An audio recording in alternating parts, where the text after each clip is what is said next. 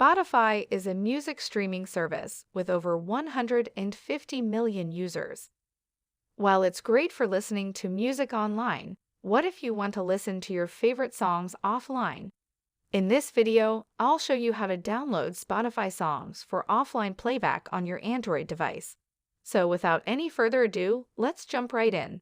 To get started, first, open up your Spotify app and then go over to your library and find a song or a playlist that you want to listen to offline. So I am just going to create a new playlist by tapping on this plus button at the top right corner of the screen. Let's name it Offline.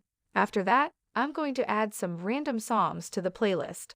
So in order to download songs on Spotify, you need to first create a playlist.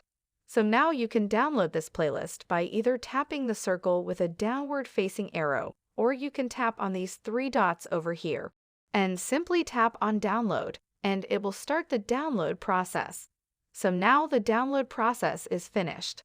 Let me turn on airplane mode and show you that you can listen to them offline.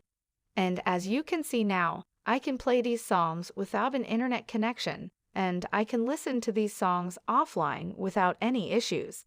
So that wraps up this tutorial.